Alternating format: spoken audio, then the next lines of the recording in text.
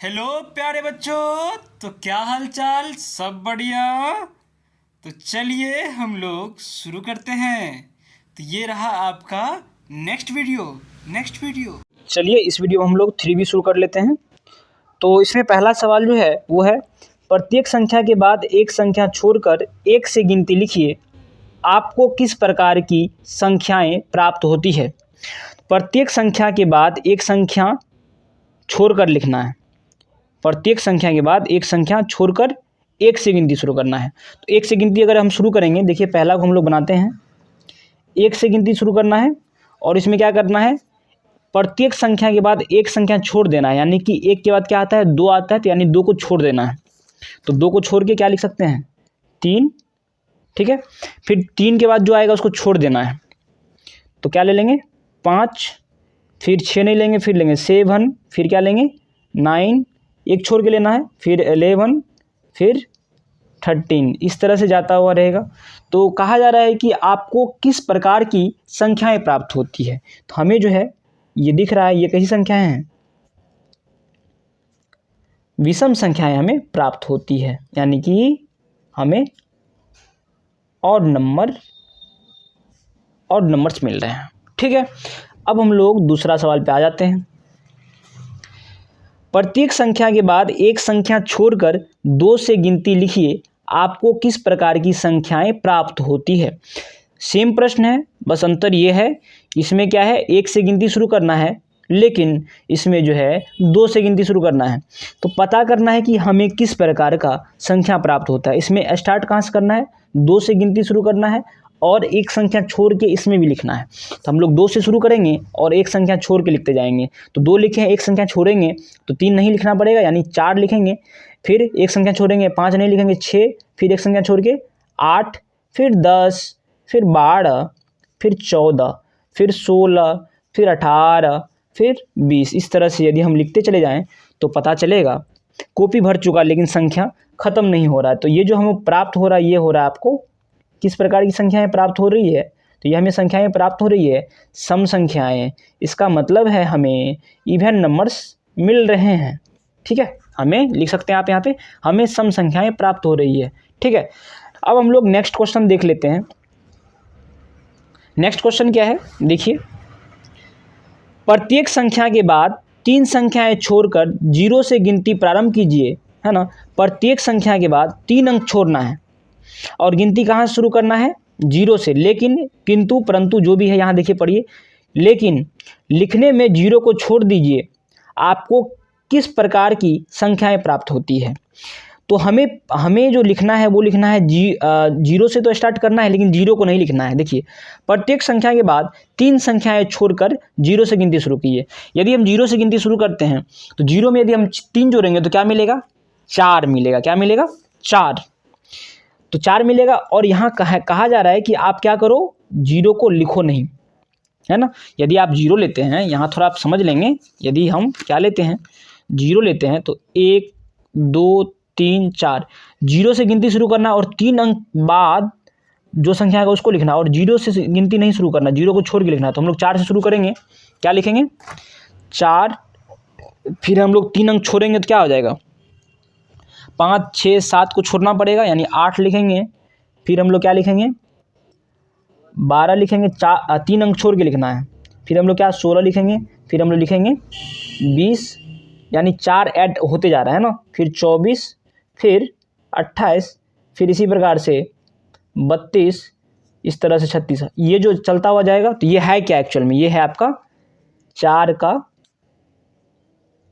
गुणज है, और गुणज का दूसरा नाम क्या है, अपवर्त। तो ये इसका आंसर होगा। हमें किस प्रकार की संख्याएं मिल रही है, चार का गुणज, मतलब चार का अपवर्त मिल रहा है। तो ये आपका तीसरा भी इस तरह से कंप्लीट होता है। अब हम लोग चौथा पे आते हैं।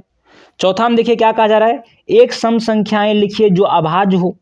तो अभाज्य क्या बताए हैं, अभाज्य किसे कहते हैं, वह संख्या जिसके दो क्या हो, गुणनखंड हो। या फिर ऐसा बोल सकते हैं, वह संख्या जो एक तथा स्वयं से विभाजित हो, उसे अभाज्य संख्या कहते हैं। अभाज्य संख्या किसे कहते हैं, आप लिख भी सकते हैं, वह संख्याएं जो एक तथा खुद से विभाजित हो, उसे अभाज्य संख्या कहते हैं। या तो ये आप लिख सकते हैं, या फिर लिख सकते हैं, वह संख्याएं जिसके 2 गुणनखंड हो उसे अभाज्य संख्या कहते हैं। हम आपको इंट्रोडक्शन के वीडियो में इसको बहुत अच्छे से बताए हैं। यदि आपने इंट्रोडक्शन का वीडियो नहीं देखा है, 2 पार्ट है, इंट्रोडक्शन का पहला पार्ट और दूसरा पार्ट, आप उसको देखिए। पहला पार्ट में मैंने अभाज्य संख्या और भाज्य संख्या के बारे में बहुत अच्छे से बताया है, तो वहाँ आप लिंक आपको मिल जाएगा डिस्क्रिप्शन में, आप वहाँ चेक कर सकते हैं। और यहाँ पे जो है एक सम संख्याएं लिखनी है जो अभाज्य है। आपको बता दें प्राइम नंबर यानी कि अभाज्य संख्या सिर्फ 2 है, जो क्या है अभाज्य संख्या भी है और सम संख्या भी है। अभाज्य संख्या में जितने संख्याएं होती है सम विषम होती है, सब टोटल विषम होती है बजाय सिवाय 2 के। मतलब 2 ही एक ऐसा संख्या है जो सम भी है और अभाज्य भी है। उसके बाद जितने भी संख्याएं हैं अभाज्य वो क्या है विषम हैं। तो हम लोग क्या लिखेंगे, एक सम संख्याएं लिखिए जो अभाज्य है तो वो क्या हो जाएगा 2 हो जाएगा। यदि इस पे आप डिटेल में जाना चाहते हैं तो आप इंट्रोडक्शन के वीडियो में देख सकते हैं, 15-16 मिनट का वीडियो है। चलिए अब हम लोग नेक्स्ट देख लेते हैं। क्या कोई यौगिक संख्या विषम संख्या हो सकती है? यदि हाँ तो सबसे छोटी कौन सी है? ठीक है, तो यहाँ देखिए यौगिक संख्या यानी कि भाज्य संख्या। भाज्य संख्या किसे कहते हैं या फिर यौगिक संख्या किसे कहते हैं? वह संख्याएं जिसके 2 से अधिक गुणनखंड हो, या फिर ऐसा भी बोल सकते हैं जो संख्या 1 से तथा स्वयं से विभाजित होने के अलावे किसी अन्य संख्या से भी विभाजित हो, उसे यौगिक संख्या कहते हैं। इसको समझने के लिए आपको जाना पड़ेगा इंट्रोडक्शन के वीडियो में, लिंक आपको मिल जाएगा डिस्क्रिप्शन में। ठीक है, तो इसको यहाँ पे क्या बोल रहा है, क्या कोई यौगिक संख्याएं विषम संख्या हो सकती है? बिल्कुल हो सकती है। यदि आप वीडियो लगातार देख रहे हैं तो आपको पता होगा ये सीट मैंने कहाँ से लाया है, क्योंकि ये सीट इसका मदद हम लिए थे इंट्रोडक्शन के वीडियो में। ठीक है, तो इसमें आपको जो भी सर्कल दिख रहा है, सर्कल के अंदर जो संख्याएं दिख रही है आपको, वो टोटल क्या है अभाज्य संख्या है, और जो बाहर है वो टोटल क्या है यौगिक संख्या या फिर भाज्य संख्या। तो यहाँ देखिए क्या बोल रहा है, क्या कोई यौगिक संख्या विषम हो सकती है? बिल्कुल। देखिए यहाँ से सबसे छोटी यौगिक संख्या क्या है 4 है ना। उसके बाद अगर आप देखते हो 6, उसके बाद 8 और फिर ये 9 भी है ना, 9 भी है। ये सर्कल में हम बाद में कुछ समझाने के लिए इसे किए होंगे। ठीक है, तो ये भी क्या है आपका यौगिक संख्या है। तो ये देखिए विषम है, इधर 4, 6, 8 ये टोटल ये तीनों क्या है सम है। कहा जा रहा है क्या कोई यौगिक संख्या विषम हो सकती है? बिल्कुल हो सकती है। आप देख सकते हैं 9 क्या है यौगिक संख्या है और ये विषम भी है, तो 9 लिख देंगे। यदि हाँ तो सबसे छोटी कौन सी है? तो सबसे छोटी कौन सी है? 4 से तो यौगिक संख्या शुरू ही होता है, 4, 6, 8 तो होगा नहीं, तो 9 ही हो जाएगा। ठीक है, इसका आंसर क्या हो जाएगा? बोल देंगे हाँ, बोलेंगे हाँ। ठीक है, और लिख देंगे सबसे छोटी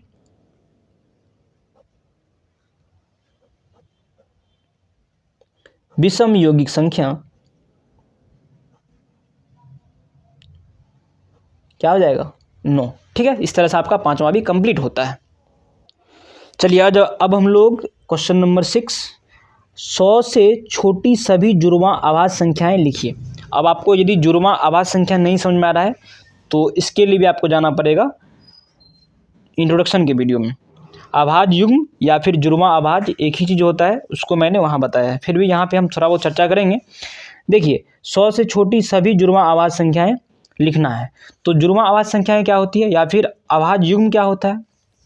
2 अभाज्य संख्या लेना है और दोनों का जो अंतर होना चाहिए वो कितना होना चाहिए? 2 होना चाहिए। ऐसा बोल सकते हैं वे अभाज्य संख्याएं जिनका अंतर 2 हो उसे अभाज्य युग्म या फिर जुड़वां अभाज्य संख्या बोलते हैं। ठीक है, चलिए हम लोग 6 का देख लेते हैं। अब 6 में क्या बोला जा रहा है, 100 से छोटी सभी जुड़वां अभाज्य संख्याएं क्या होती है। तो इसको बनाने के लिए हम लोग इसका हेल्प लेंगे। चलिए शुरू करते हैं इसका। तो इन दोनों का अंतर कितना होगा? 1 होगा, तो ये नहीं होगा। 3 और 5 इनका अंतर कितना है? इनका अंतर है आपको 2, तो ये हो जाएगा।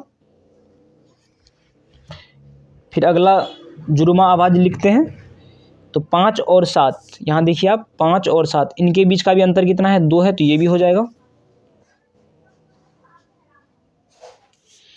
और फिर हो जाएगा 11 और 13, और फिर हो जाएगा 17 और 19, और फिर हो जाएगा देखिए यहाँ पे भी ये होगा 17 और 19 लिख दिए, और 29 31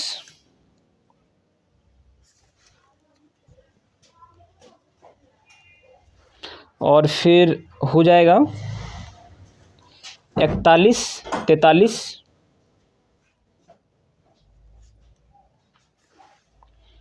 और इस तरह से हम लोग बढ़ते चले जाएंगे। तो इधर तो अब नहीं है, और इधर हम लोग देख लेते हैं। तो इधर आपका दिख रहा है, ये हो जाएगा 59 और 61, क्योंकि इन दोनों के बीच में भी कितना है अंतर, 2 का है। इधर फिर यहाँ फिर हो जाएगा, इधर आपका फिर इधर तो नहीं है, इधर एक जगह है तो लिख देंगे अंतिम, लिख देंगे एवं, या फिर और भी लिख सकते हैं आप। इस तरह से आपका छठा बन जाता है। ठीक है, अब हम लोग नेक्स्ट क्वेश्चन पे आते हैं, वो है आपका सातवां में क्या कहा जा रहा है, निम्नलिखित में कौन आभाज्य संख्याएं हैं। तो आभाज्य संख्या होने के लिए क्या चाहिए, आभाज्य संख्या होने के लिए चाहिए कि वह खुद से कटे और 1 से कटे, है ना। इसको रूट संख्या भी बोलते हैं, इंग्लिश में बोलते हैं प्राइम नंबर। तो यहाँ देखिए ये क्या है 1065, तो अंत में अगर 5 है तो अंत में यदि इकाई स्थान पे अगर 5 है तो 5 से भी कटेगा। ये 1 से कट रहा है और खुद से कट रहा है, खुद से मतलब 1065 से कट रहा है, और उसके साथ साथ ये 5 से भी कट रहा है, यानी कि खुद से और 1 से कटने के बाद किसी भी संख्या से कट गया तो इसका मतलब वो आभाज्य संख्या नहीं है। ठीक है ना, आभाज्य संख्या होने के लिए कंडीशन है खुद से कटना चाहिए और 1 से कटना चाहिए, तो ये तो नहीं होगा, है ना। देखिए 240, ये तो 2 से कट रहा है, 1 से कट रहा है, फिर 2 से कट रहा है, फिर आपका 3 से भी कट रहा है, फिर खुद से भी कट रहा है, और भी मतलब 24 से भी कटेगा। मतलब कि 2 से अधिक गुणनखंड आया, मतलब कि खुद से और 1 से कटने के बाद किसी और से भी कटा तो वो आभाज्य संख्या नहीं होगा, तो ये नहीं होगा। यहाँ देखिए 139 ये हो जाएगा आपका, ये 1 से कटता है और खुद से कटता है, तो ये आपका हो जाएगा तीसरा हो जाएगा इसमें, है ना। ये नहीं होगा, ये सिर्फ हो जाएगा 7 का तीसरा सिर्फ होगा। लगातार 7 संख्याओं को लिखिए जिसमें प्रत्येक यौगिक हो, है ना। तो लगातार बोल रहा है लिखने के लिए, चलिए देखते हैं। इसको बनाने के लिए हम लोग इसका थोड़ा हेल्प ले लेते हैं। देखिए यहाँ पे आप यहाँ पे देख पा रहे होंगे, देखिए यहाँ पे तो इधर जो है 7 लगातार लिखना है। तो यहाँ अगर आप देख रहे हैं इधर, तो 1 मिनट, हाँ यही है ना 8 नंबर। देखिए इधर देख लीजिए, इधर जो यौगिक संख्या है ना, तो जो बाहर है 1 2 3 3 ठो है लगातार, 1 2 3 4 इधर नहीं है, 1 2 3 4 5 ही लगातार है ना। हमको बोल रहा है 8 लगातार लिखना है, तो 8 लगातार देख लेते किधर है, 1 2 3 4 5 ही है, 1 2 3 4 5 लगातार लेना है। 8 यौगिक संख्या 1 2 3 4 5 नहीं है, 1 2 3 4 5 ही है, 1 2 3 4 5 6 7 है ना, और इधर 97। तो यहाँ पे हम देख रहे हैं कि क्या बोला जा रहा है,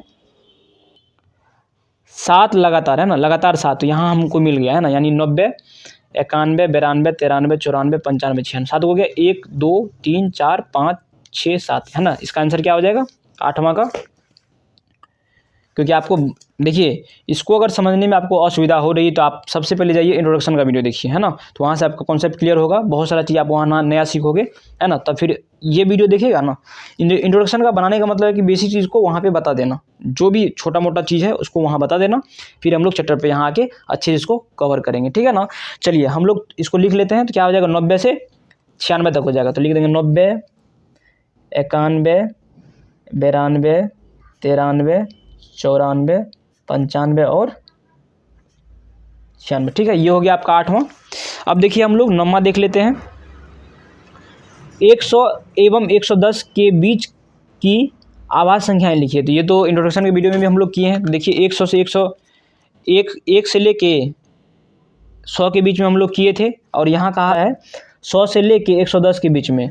तो 100 से लेके 110 के बीच में देख लीजिए, तो 100 और 110 के बीच में ये हो जाएगा 101, है ना। 101 हो सकता है ना। फिर आपका जो है 102 तो नहीं होगा, फिर आपका हो जाएगा 103, है ना। ये किसी से भी नहीं कटता है, खुद से कटता है और 1 से कटता है। 104 नहीं होगा, 105 भी नहीं होगा, 106 भी नहीं होगा, 107 हो सकता है ना। फिर इस तरह से आपका 108 भी नहीं होगा, फिर आपका 109 होगा। तो 100 से लेके 110 के बीच में ही कहा जा रहा था, तो हम लोग 100 से लेके 110 के बीच में आभाज्य संख्या लिख लिए, ठीक है। और ये देखिए कितना इंपॉर्टेंट क्वेश्चन है कि आपको नवोदय विद्यालय प्रवेश परीक्षा में भी, ये देखिए यहाँ पे ये इतना इंपॉर्टेंट है कि ये आपको नवोदय विद्यालय प्रवेश परीक्षा में भी पूछा गया है, ठीक है। ये 9 नंबर। चलिए यहाँ बोल रहा है 100 को 2 रूट संख्याओं के योग के रूप में लिखिए।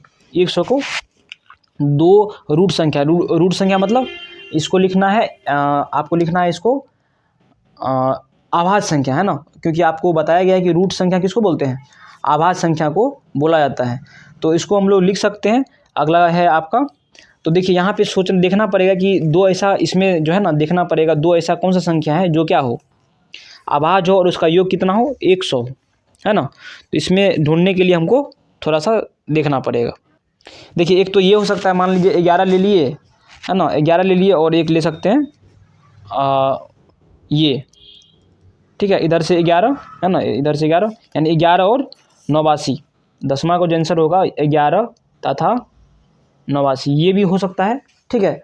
और यदि आप सोचें तो और भी कुछ हो सकता है ना, इसका और भी आंसर हो सकता है। जैसे देख लीजिए, मान लीजिए कि आप 29 ले लेते हैं और एक ले लेते हैं, मान लीजिए 79 ले लेते हैं, नहीं 29 लेंगे तो फिर लेना पड़ेगा 29 71, है ना, देखिए हाँ 29 71, इन दोनों को ऐड करके कितना हो रहा है 100 हो रहा है। तो आप ये भी लिख सकते हैं, एक ये हो गया, या फिर हो सकता है 29 तथा 71, और भी हो सकता है। और जैसे मान लीजिए कि इसमें अगर हम देखें तो ये हो सकता है आपका और 11 तो ले ही लिए हैं, अगर आप इधर जो है 17 लेते हैं, 17 और 13, ये भी हो सकता है आपका 17 और 83 जोड़ के कितना हो रहा है ना, यानी 17 और 83, है ना, 2 हो गया, इन 17 और 83 ना, इन दोनों का योग हो गया आपका कितना 100, ठीक है। और इस तरह से यदि आप सोचे तो आप अपने मन से भी लिख सकते हैं, ढूंढना पड़ेगा आपको, है ना। एक आप मान लीजिए इधर ये हो गया और इधर 41, और ये तो अगर इसको अगर ऐड किया जाए तो हाँ बिल्कुल 41 और 59, इसको भी यदि आप ऐड करते हैं तो आपको लगभग 100 मिलेगा, ठीक है। तो यहाँ आप देख सकते हैं क्या बोला जा रहा था कि 100 को 2 रूट संख्याओं के योग के रूप में लिखिए। तो यानी कि आप लिख सकते हैं, ये तो आप ढूंढ लिए, लिख सकते हैं 100 बराबर 11 + 89, है ना, ये हो गया।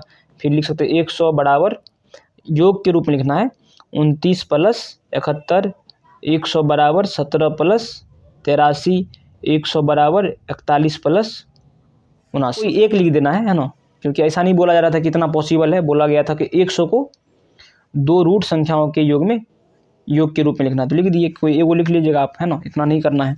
चलिए नेक्स्ट हम लोग देख लेते हैं। अच्छा वीडियो काफ़ी लंबा हो जाएगा, नेक्स्ट हम लोग देखते हैं नेक्स्ट वीडियो में, यानी क्वेश्चन नंबर 11 से लेके हम लोग और क्वेश्चन नंबर 17 तक, है ना, 17 तक हम लोग नेक्स्ट वीडियो में देख लेंगे। तब तक के लिए जय हिंद, मिलते हैं नेक्स्ट वीडियो में, बाय टाटा।